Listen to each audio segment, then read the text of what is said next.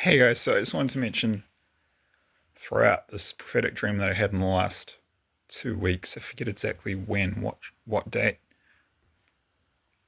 but I think it's an interesting, particularly interesting dream in light of some other prophetic dreams that I've posted in the past. So okay, I'll just give you the dream.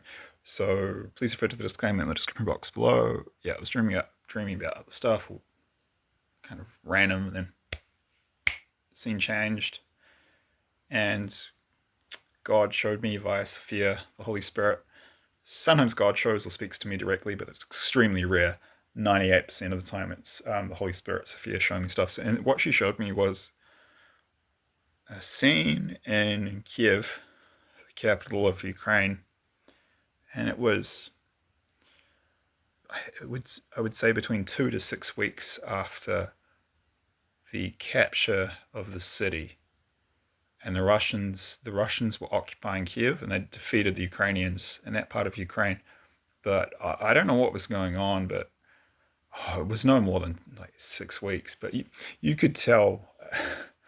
I don't know what was happening in the war in other parts of Ukraine, but obviously the Axis side in the war was completely steamrolling Ukraine, because I could feel the city was completely safe. There was no danger of any missile attacks or anything like that. And right now there's a lot of sort of tit for tat ballistic missile strikes between Russia and Ukraine, but I could feel there was no even not even a danger of that. So I kind of had the feeling that the Russian forces, together with allied countries, I mean, now it's come out, North Korea's got troops on the ground. I have no doubt other countries, the militaries of other forces, their soldiers will join Russia as allies fighting that war on the ground. And this is the early stages of it turning into World War III, where we see, Asians fighting in Europe, not just Europeans fighting each other there. And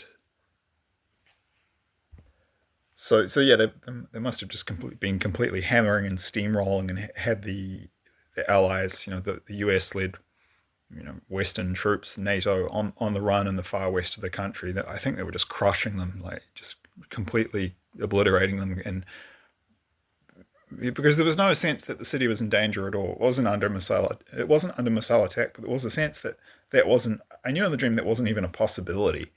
So I think this was kind of, I was seeing this concurrent with the final stages of the Russian-led offensive to take Ukraine, and they'd probably were getting close to finishing it. I've been shown, I've done a previous video about that. The final stages of the Ukraine war will be pretty fast and overwhelming. Russia's really pulling their punches at the moment, and that was kind of the theme of this dream. So I saw these young Russian soldiers, two guys. Would have been between the ages of 22 and 25. They've been fighting for a long time, but they were on their smartphones, and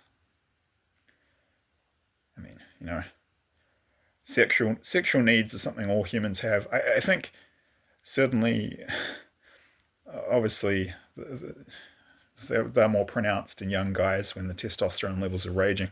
Uh, it's can be problematic in the military, well, militaries all around the world. I mean, there's all militaries. I mean, even,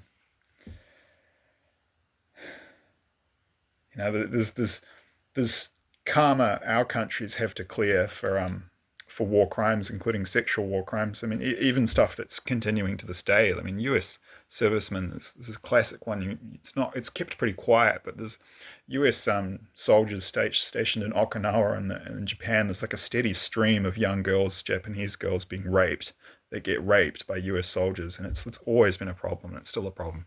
And so, I mean, that's part of the karma I think our countries will be clearing in the war when we get smashed. There's a lot of bad things we did that need to be balanced out. But these Ukrainian soldiers, interestingly, the stream was showing. I did in the video I did where I was shown the Russian invasion of Ukraine about 8 weeks before it happened. It was shown by the Holy Spirit that there would be war rape used as a strategic weapon by the Russian forces in some parts of the invasion of Ukraine. But this stream was showing something the complete opposite was being shown basically mercy and restraint by the Russian soldiers. So these young guys, and they, had these testosterone fueled, but they weren't. There's always great potential for pretty just horrors to be perpetrated on the civilian populations of any country that is under military occupation, because typically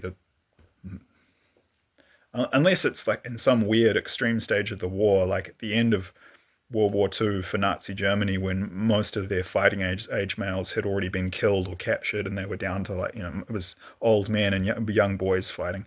I think generally, with, I mean, yeah, there's this potential for the woman in the countries that are under military occupation to be treated absolutely appallingly and horrifically, and to be, just raped and abused, and that happens a lot. But it's interesting. And this, I was shown this wasn't happening here. These young Russian guys, what they were doing, they went on, they were going on apps. I could see they were dating apps. Incidentally, man, I don't know why people use dating apps. If you look up any of the major dating apps on Trustpilot, they've all got like horrific ratings, and they I don't know. I wouldn't recommend them, but in general, kind of like social media, pretty toxic. I think it's better to meet people in person if you can. But regardless, I mean, these guys. Okay, this is just but they weren't looking for dating. So what they were doing, I was shown there was a lot of poverty and kind of economic. A lot of people in Ukraine who didn't have much money, and a lot of the women, lost their husbands or whatever. But also, a lot of women didn't have much money, and some needed to resort to, pretty undesirable means to get money, but they just had to make bank. So some of them were resorting to prostitution, and they were on the dating apps, but they were basically just, they weren't there to find love. They were just there to kind of sell their bodies just so they could survive. So it was a lot of, yeah, I mean, there was some Ukrainian woman. This prostitution exists in all countries. I was shown, like, yeah, more were needing to do it because they were poor, but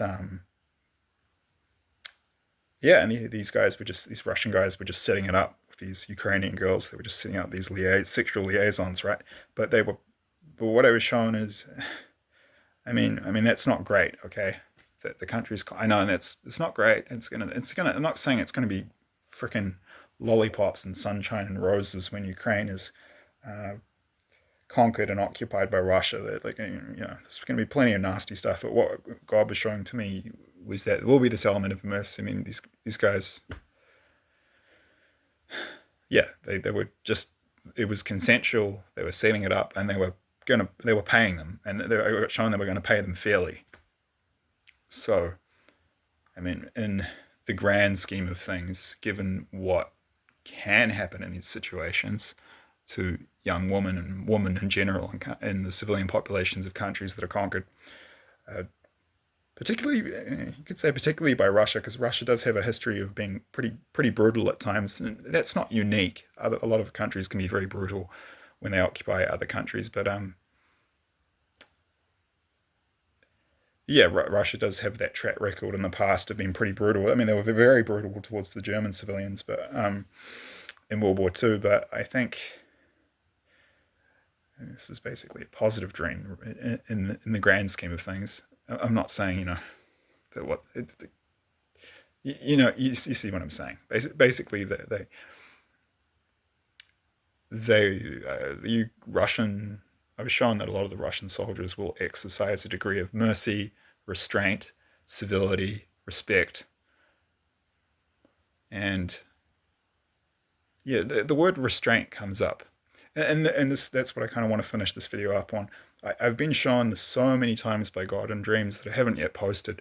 The Americans, the New Zealanders, Australians, the Brits, the Canadians, the Anglo-Saxons, like, forget the Israelis. They're like, Israel is such a sick society. I mean, you've got to be willfully blind or racist or completely mind controlled and just like not open to any new information, to not see that that's an extremely sick society at the level of Nazi Germany. I would argue worse in many ways, because at least the Nazis were honest about what they did. Israel does stuff that's even worse, and they play the victim. Israel will not survive, and you don't need to have will not survive their karma, will not survive this war. You don't need to have prophetic dreams to know that it's going to happen. Although I have had those, it's such. I mean, you would not believe how sick the. I mean, the Israelis have done. I mean, it's like, I guess this is where I would contrast the actions of our side in this war, in this early stage of it, with those of Russia. I mean, like Russia, they're not perfect, but they do prisoner exchanges and things like that. There's plenty of examples of them showing mercy and restraint towards Ukraine. They could have reduced Ukraine to, like, a radioactive waste heap and by now easily. They're exercising many restraints. They could have leveled all their cities, but they haven't. Because they're showing Senator Van Rensburg was showing that other European countries will get this in a way the Anglo-Saxon countries won't. Russia will show a certain degree of mercy and restraint towards other European nations, but the Anglo-Saxon nations, we're gonna get back. We're gonna receive what we put out. I mean, the genocide, and like, I don't care. Like, if people think it's not political, it's just reality. It's like saying that the stuff all the war crimes that Nazi Germany did were that's political. It's not political. It's just objective reality. I mean, Israel is doing this horrific genocide of the Palestinians, and what happened on October the 7th was bad. But you don't deliberately target an entire civilian population, do things like kidnap doctors and rape them to death, and run kids over with tanks, bomb schools deliberately, bomb ambulances deliberately, massacre medics, on and on and on. Um, just unbelievably sick, just completely savage, utterly ruthless. And who's arming them? The frickin' Americans, and New Zealand. And I'm not pointing the the American military. I mean, I don't, because it's not, a lot of Americans don't support this. Sorry, I got to. But New Zealand, Australia, Canada, the UK, just as bad. They're not. The governments aren't saying anything, so I'm not pointing the finger at the American government. But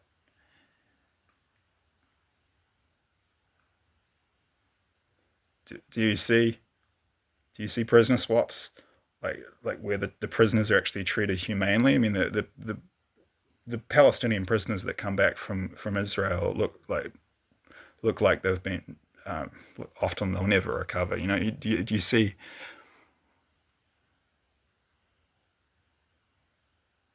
Do you see do you see mercy and restraint in this war that Israel is perpetrating, which was being supported by our countries? And yes, we're kind of being blackmailed into it, but it's like you can only use that. It doesn't wash your hands of responsibility. At the end of the day, our countries are still going to be responsibility for their actions. And yeah, like most of the weapons being used in that, a lot of them are just. I mean, the American bombs, and the Brits are bombing Yemen right now. Oh, because how dare they? Because Yemen intervened to try to stop the genocide, and they hadn't killed a single American or Brit or whatever, the Yemenis. And we just had to, yeah, we're bombing them at Israel's behest because they intervened to put pressure on Israel to stop the genocide. It's like, we can't have that. We're going to bomb you too. And they've been ruthlessly bombing Yemen and killing lots of civilians. Like Russia is showing levels of restraint, and apparently will to Ukraine and other European countries that we do not. Our countries do not. Like the way New Zealand, Australia, Canada, the US, and UK have treated civilians in the Middle East and still are. They just treat them like they're shit, like they're subhumans. They don't. There is no restraint. There is no mercy. I mean, that's why we're going to get genocided in World War III, because we're genociding other people. And